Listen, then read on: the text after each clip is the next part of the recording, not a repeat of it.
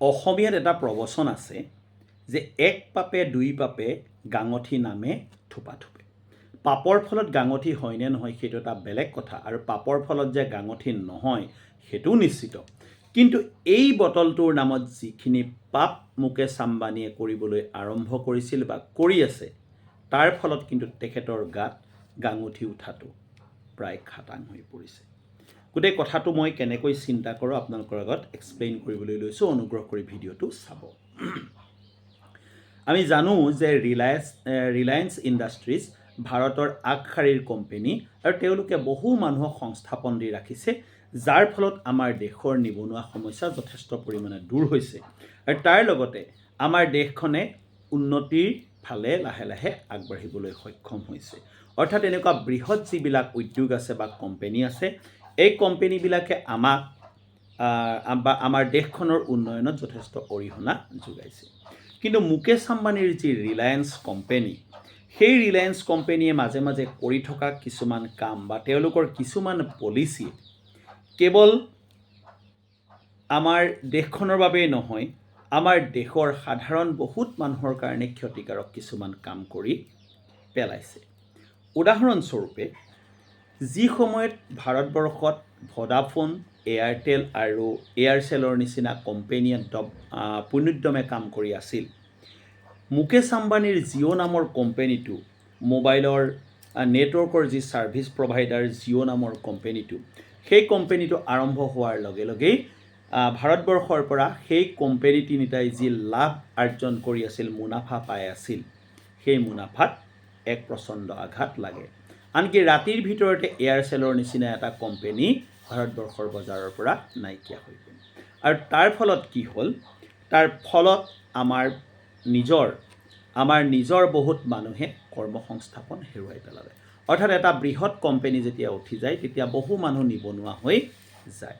সেই নিবনুৱাসকলক সংস্থাপন দিয়াৰ ব্যৱস্থা নিশ্চয় মুকেশ আম্বানীয়ে কৰা নাই, কাৰণ এয়াৰচেল কোম্পানী বন্ধ হৈ যোৱাৰ পিছত যিবিলাক ল'ৰা ছোৱালী নিবনুৱা হৈ গ'ল, তেওঁলোকৰ দায়িত্ব মুকেশ আম্বানীয়ে লৈছে বুলি আমি ক'তো শুনা নাই। কিন্তু মুকেশ আম্বানীয়ে যি পলিচি নিৰ্ধাৰণ কৰিলে তেখেতৰ কোম্পানীটোৰ প্ৰমোচনৰ কাৰণে, সেই পলিচিটোক কিন্তু আমি কেতিয়াও সমৰ্থন কৰিব নোৱাৰোঁ। দৰাচলতে যি সময়তে এয়াৰটেল, এয়াৰচেল আৰু ভোডাফোনে পূৰ্ণোদ্যমে কাম কৰি আছিল, তেতিয়া মুকেশ আম্বানীয়ে জিঅ' নেটৱৰ্ক আৰম্ভ কৰিছিল, আৰু 6, 8, 10, 12 ইমান মাহ, কিমান মাহ মোৰ ওচৰত সঠিক তথ্য নাই, সম্পূৰ্ণ ফ্ৰীকৈ তেওঁলোকে নেটৱৰ্ক দিয়া আৰম্ভ কৰিলে। আৰু তাৰ বিপৰীতক্ৰমে এয়াৰটেল, এয়াৰচেল বা ভোডাফোনৰ নিচিনা কোম্পানীবোৰে পূৰ্বৰ নিৰিখতে পইচা লৈ থাকিল। যিহেতু কোম্পানীবিলাকে এটা কথা ভাবি নাচালে যে তেওঁলোকৰ পৰা পইচা দি ছাৰ্ভিচ কিনাতকৈ বিনামূলীয়াকৈ পালে মানুহে খুব সহজেই সেই কোম্পানীটোৰ প্ৰতি বেছিকৈ আকৰ্ষিত হ'ব। সেইটো পলিচি নোলোৱাৰ ফলত তেওঁলোকৰ মাজৰে এটা কোম্পানী আমাৰ ভাৰতৰ বজাৰৰ পৰা নাইকিয়া হৈ গ'ল, যিটোৰ নাম হ'ল এয়াৰচেল, আৰু তাৰ লগতে আমাৰ বহুত মানুহে কৰ্মসংস্থাপন হেৰুৱাই পেলালে। পৰৱৰ্তী সময়ত আমি দেখা পালোঁ, যেতিয়া এয়াৰচেল উঠি গ'ল, যেতিয়া এয়াৰটেলৰ গ্ৰাহক কমি গ'ল, যেতিয়াই ভোডাফোনৰ গ্ৰাহক কমিবলৈ আৰম্ভ কৰিলে, লগে লগে জিঅ'য়ে তেওঁলোকৰ পেকৰ সামান্য মূল্য ল'বলৈ আৰম্ভ কৰিলে। সামান্য মূল্য গৈ লাহে লাহে অলপ বেছি মূল্য হ'ল, আৰু বৰ্তমান এয়াৰটেল, ভোডাফোন, জিঅ'ৰ মোটামুটি যি তেওঁলোকৰ ছাৰ্ভিচৰ মূল্য প্ৰায় সমান হৈ পৰিছে। সেই একেটা কথা যদি আপুনি প্ৰয়োগ কৰি চাই এই বটলটোৰ ক্ষেত্ৰত, বটলটো দেখিছেনে কেনেকৈ বনাইছে? ইণ্ডিপেণ্ডেঞ্চ বুলি অলপমান ভাৰতৰ ৰাষ্ট্ৰীয় পতাকাখনৰ সৈতেও কিছুমান মিল আছে, নহয়নে বাৰু? একেবাৰে অবিকল নহয়, কাৰণ ইয়াত অশোক চক্ৰটো নাই বা পতাকাখনৰ যি 2:3 অনুপাত সেইটোও নাই। হ'লেও এই লেবেলখন দেখাৰ লগে লগে মানুহৰ মনত স্বদেশ প্ৰেমৰ এটা ভাৱ নিশ্চয় জাগি উঠিব, আৰু আমাৰ স্বদেশ প্ৰেমৰ সেই ভাৱটোক লৈ মুকেশ আম্বানীয়ে এটা সুন্দৰ ব্যৱসায় আৰম্ভ কৰিছে। বাকী পানী বটলত যেনেকৈ আধা লিটাৰৰ এটা বটল 10 টকাত বাকীবিলাক কোম্পানীয়ে দিয়ে, মুকেশ আম্বানীৰ কোম্পানীয়ে কিন্তু 10 টকাৰ বিনিময়ত প্ৰায় 3 পোৱা পানী আমাক দিছে।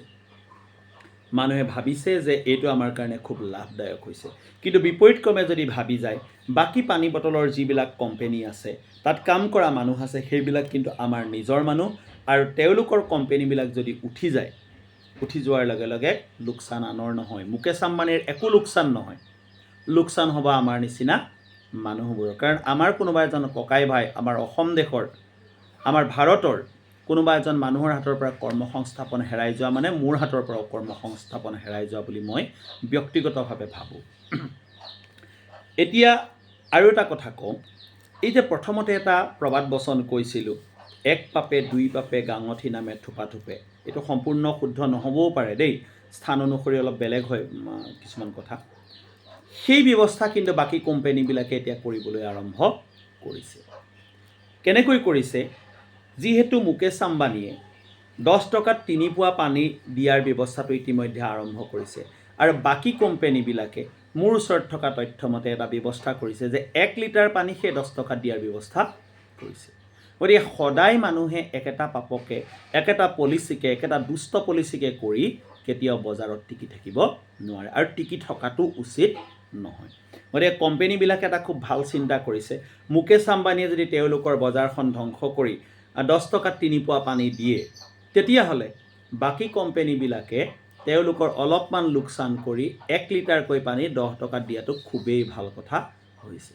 গতিকে যদিও মুকেশ আম্বানীয়ে আমাৰ দেশখনৰ কাৰণে কিবা কিবি কৰি আছে বা বহুতক সংস্থাপন দিছে, কিন্তু দুষ্ট পদ্ধতিৰে সৈতে কাৰোবাক সহায় কৰা বা সংস্থাপন দিয়াটো কেতিয়াও সমৰ্থনযোগ্য নহয়।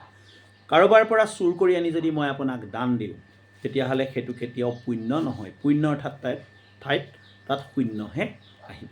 যি কি নহওক, বাকী কোম্পানীবিলাকে যদি 10 টকাত 1 লিটাৰকৈ পানী দিয়ে, সি আমাৰ বাবেও লাভদায়ক হ'ব, আৰু সমানে মুকেশ আম্বানীৰ সেই দুষ্ট পলিচিটোৰ বিপৰীতক্ৰমে তেওঁলোকে এটা খোজ আগবঢ়োৱা হ'ব। So thank you very much. Please stay connected, keep watching our videos, and don't forget to follow, share and comment.